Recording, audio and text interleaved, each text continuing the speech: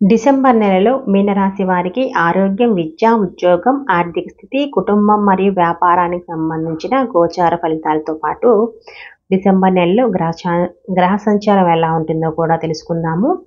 మీనరాశి మీనా నక్షత్రం నుంచి ఉద్భవించిన రాశి చక్రంలో ఇది 12వ రాశి. ఇది 330 డిగ్రీల నుంచి 360 డిగ్రీల వరకు కలిగి ఉంటుంది.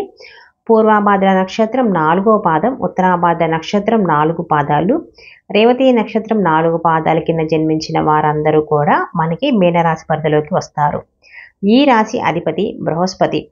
గ్రహస్థితి ఎలా ఉంటుంది అంటే, డిసెంబర్లో సూర్యుడు మీ రాశి నుండి 6వ ఇంటి అధిపతి అయిన సూర్యుడు ధనుర్రాశి 10వ ఇంటికి డిసెంబర్ 15 ఆదివారం నాడు వృశ్చిక రాశి 9వ ఇంటి నుండి ప్రవేశిస్తాడు. బుధుడు మీ రాశి నుంచి 4వ మరియు 7వ ఇల్లు అధిపతి అయిన బుధుడు వక్రగతుడై వృశ్చిక రాశి 9వ ఇంట్లో ఈ నెల మొత్తం ఉంటాడు. శుక్రుడు మీ రాశి నుండి 3వ మరియు 8వ ఇల్లు అధిపతి అయిన శుక్రుడు డిసెంబర్ 2 సోమవారం నాడు ధనుసు రాశి 10వ ఇల్లు నుండి మకర రాశి 11వ ఇల్లుకు మారతాడు. ఆ తర్వాత డిసెంబర్ 28 శనివారం నాడు కుంభరాశి 12వ ఇంట్లోకి వెళ్తాడు. కుజుడు మీ రాశి నుండి 2వ మరియు 9వ ఇల్లు అధిపతి అయిన కుజుడు తన నీచ రాశి అయిన కర్కాటక రాశి 5వ ఇంట్లో ఈ నెల మొత్తం కూడా ఉంటాడు. గురుడు మీ రాశి నుండి 1వ మరియు 10వ ఇల్లు అధిపతి అయిన గురువు వృశ్చిక రాశి 3వ ఇంట్లో ఈ నెల మొత్తం కూడా ఉంటాడు. శని మీ రాశి నుండి 11వ మరియు 12వ ఇల్లు అధిపతి అయిన శని కుంభరాశి 12వ ఇంట్లో ఈ నెల మొత్తం కూడా ఉంటాడు. రాహువు మీ రాశి నుండి 1వ ఇల్లు అయిన మేన రాశిలో ఈ నెల మొత్తం ఉంటాడు.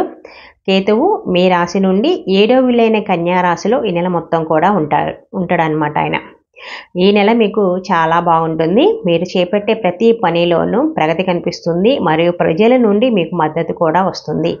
మీ ఆలోచనలు మీకు ఎక్కువ పేరు ప్రతిష్టలు కలిగిస్తాయి. ఇక ఉద్యోగపరంగా చూసుకుంటే, ఉద్యోగపరంగా మీకు మెరుగుదల మరియు సహకారం లభిస్తుంది. ఈ నెల మొదటి భాగంలో ఒక ప్రయాణం చేయాల్సి రావచ్చు. ఈ నెలలో మీలో కొంతమందికి ఉద్యోగం లేదా పనిలో ఊహించని మార్పు కూడా వస్తుంది. అయితే కొన్నిసార్లు మీ మాట విషయంలో జాగ్రత్తగా ఉండటం చాలా మంచిది. మీ ఆవేశం కారణంగా మీరు మాట్లాడే మాటలు మీ సహోద్యోగులు లేదా పై అధికారుల మనసు నొప్పించే అవకాశం ఉంటుంది.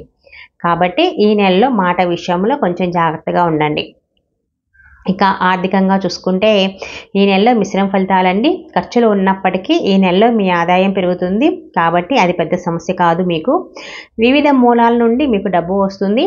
దీనివలన మీ ఆర్థిక స్థితి బలంగా ఉంటుంది. మీరు ధన మరియు సౌకర్యాలతో సమృద్ధిగా ఉంటారు. ద్వితీయార్థంలో ఉద్యోగంలో అభివృద్ధి కారణంగా లేదా వ్యాపారంలో అభివృద్ధి కారణంగా ఆదాయం పెరిగే అవకాశం ఉంటుంది. ఇంకా కుటుంబ పరంగా చూసుకుంటే జీవితం బాగుంటుంది మరియు మీ పిల్లలలో ఒకరు వారి రంగంలో విజయం సాధిస్తారు. అది మిమ్మల్ని గర్వించేలా చేస్తుంది. మీ జీవిత భాగస్వామి నుండి మీకు మంచి మద్దతు అయితే ఉంటుంది. ఈ నెలలో మీకు మతం పట్ల ఆసక్తి పెరుగుతుంది. మీ సమయంలో ఎక్కువ భాగం దేవుణ్ణి పూజించడంలో గడుపుతారు. ఎందుకంటే ఇది మీ మానసిక శాంతిని మరియు అంతర్గత సంతృప్తిని కూడా ఇస్తుందన్నమాట. ఇంట్లో ఏదైనా పండగ వాతావరణం ఉంటుంది. ఈ నెలలో మీ తండ్రి గారి ఆరోగ్యం పట్ల కొంచెం జాగ్రత్త వహించండి. ఇక ఆరోగ్యపరంగా చూసుకుంటే, ఈ నెలలో మీకు నరాలు మరియు జీర్ణక్రియకి సంబంధించిన ఆరోగ్య సమస్యలు రావచ్చు. సరైన సమయంలో సరైన ఆహారం తీసుకోవటం మరియు మంచి విశ్రాంతి తీసుకోవటం వలన ఈ ఆరోగ్య సమస్యలు మీరు అధిగమించవచ్చు. అంతేకాకుండా ఎముకలు లేదా రక్తానికి సంబంధించిన ఆరోగ్య సమస్యల విషయంలో కూడా జాగ్రత్తగా ఉండండి. ఇక వ్యాపారస్తులకు లేదా స్వయం ఉపాధి పొందుతున్న వారికి ఈ నెల బాగుంటుంది. వారి వ్యాపార వృత్తి ఎక్కువ మందికి తెలుస్తుందన్నమాట. మీరు చేపట్టే ముఖ్యమైన పనుల్లో ఎక్కువ భాగం అదృష్టం మీకు అనుకూలంగా ఉంటుంది. మీరు వ్యాపారంలో మీరు కోరుకున్న లాభాలను పొందుతారు. ద్వితీయార్థంలో మీరు తీసుకున్న నిర్ణయాలు సత్ఫలితాన్ని ఇవ్వటం వలన వ్యాపారంలో అభివృద్ధి జరగడమే కాకుండా ఆదాయం కూడా పెరిగే అవకాశం ఉంటుంది. ఇక విద్యార్థులకి ఈ నెల బాగుంటుంది. కానీ అదే సమయంలో మీ చదువును నిర్లక్ష్యం చేయకండి మరియు ఇతర విషయాలపై ఎక్కువ సమయం వెచ్చించకండి. ఇది రాబోయే రోజుల్లో మీకు సమస్యగా అయితే కనిపిస్తుంది. మీ చదువు మరియు పరీక్షలపై ఏకాగ్రత చేయడానికి ప్రయత్నించండి. మంచి ఫలితాల కోసం అయితే హనుమాన్ చాలీసా అవటం లేదా విష్ణు స్తోత్రం వినటం ద్వారా మీకు బాగుంటుంది. వీడియో నచ్చితే మటుకు లైక్ చేసి కామెంట్ చేయండి.